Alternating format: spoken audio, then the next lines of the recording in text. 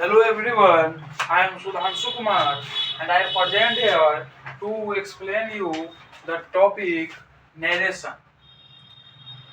जैसे कि मैंने कल नरेशन स्टार्ट किया और नरेशन का इंट्रोडक्शन मैंने दिया बहुत ही बेहतरीन तरीके से, डिफिनीशन बता के, उसकी मीनिंग बता करके, उसका टाइप का डिस्कशन किया और बहुत ही अच्छे तरह से मैंने डिस्कशन किया। और मैंने कल भी बोला था और आज भी बोल रहा हूँ कि जैसे आपको नरेशन अगर आपको चाहिए कंप्लीट तो आपको टेंस भी कंप्लीट होना चाहिए। इसीलिए मैंने सबसे पहले टेंस को स्टार्ट किया, फिर नरेशन स्टार्ट किया। ठीक है, तो आप सबसे पहले टेंस का वीडियो नहीं देखे हैं तो आप टेंस का वीडियो देख लीजिए, फिर उसके बाद आप नरेशन का वीडियो देखिएगा तो आपको आसान होगा। नहीं तो कहीं कहीं आपको टेंस का यूज मिलेगा जहाँ पे आपको कंफ्यूजन पैदा कर सकता है। ठीक है ना, तो चलिए अब स्टार्ट करते हैं। मैंने कल बताया था जो नरेशन दो प्रकार के हैं, एक डायरेक्ट स्पीच और एक इनडायरेक्ट स्पीच। डायरेक्ट स्पीच में बोला था से हमें क्या करना है, डायरेक्टली भाव विचारों को प्रकट कर देना है। मतलब कोई भी मिला जुला के, मतलब मुझे कोई जैसा बोला है वैसा ही हम बोल देंगे, कोई मिलाने की जरूरत नहीं है। और इनडायरेक्ट में है तो हम अपने दूसरा जो मुझे बोला है और वही बात हम अपने भाषा में बता दे, वो इनडायरेक्ट है।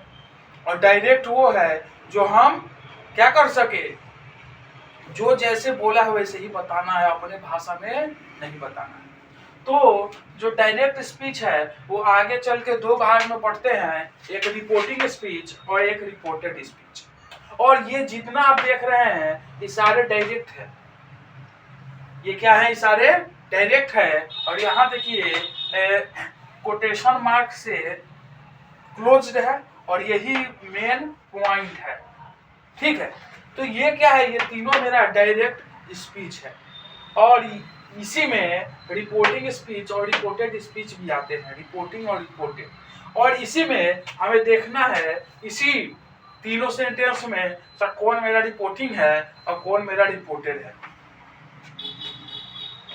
तो यहाँ देखिए, जो Ram says to Suraj, Ram says to Suraj, मतलब इसमें अब अर्थ क्या निकल रहा है,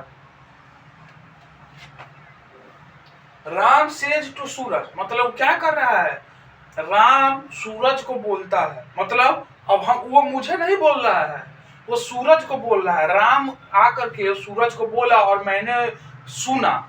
तो वो दो राम सूरज को कह रहा है, वो मैंने सुना वहां पे। ठीक है, तो सूरज को क्या बोल रहा है, आई एम वेरी स्मार्ट। अब मैं ये टॉपिक सुन लिया तो हाँ, I am very smart, Ram Suraj को बोल रहा था, बोला Suraj I am very smart. अब मैंने कान से सुन लिया।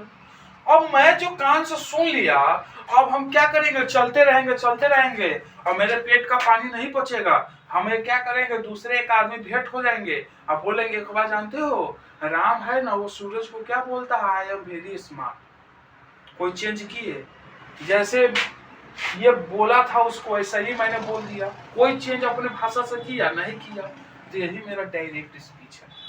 समझ में आ गया, कोई दिक्कत है नहीं। तो जिस में क्या हो, मेन पॉइंट्स हो, मतलब वो उसको क्या कह रहा है, तो जब मेन पॉइंट्स आ जाए वो हमारा रिपोर्टेड होगा। ये मेरा रिपोर्टेड है। मींस ये क्या है, मतलब राम तो सूरज को बोला लेकिन क्या बोला, मतलब बोला तो क्या बोला, तो ये चीज बोला। मेन पॉइंट तो ये है। तो ये मेरा जो जो चीज बोला, रिपोर्टेड कोटेशन मार्क के अंदर जो सेंटेंस होगा वो मेरा रिपोर्टेड होगा। बस इतना समझिए, कुछ समझने की जरूरत नहीं है। कोटेशन मार्क के अंदर जो होगा वो मेरा रिपोर्टेड होगा और इधर जो होगा ये मेरा रिपोर्टिंग होगा। समझ में आ गया।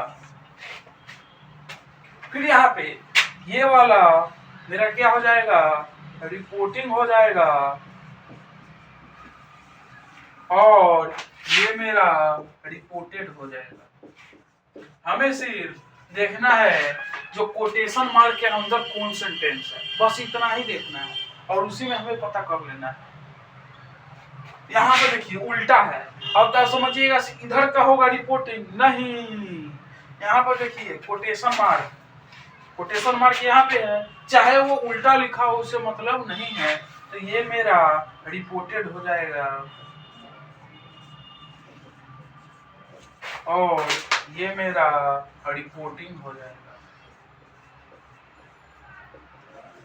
मुझे अब लग रहा है आपको रिपोर्टिंग और रिपोर्टेड समझ में आ गया होगा, बहुत समझ में आ गया होगा, क्योंकि मैंने जो बोला है जो कोटेशन मार्क है उसके अंदर जो होगा रिपोर्टेड, और जो राम सेज टू सूरज ये वाला सेंटेंस जो होगा reporting, Deepak says to Roshan you are going to school.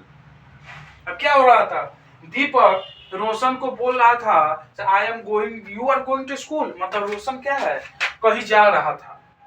तो दीपक ने उसको बोला क्या तुम स्कूल जा रहे हो, और मैंने सुन लिया कान से, हाँ से दीपक रोशन को बोल रहा है और मैंने तीसरे को बोल दिया।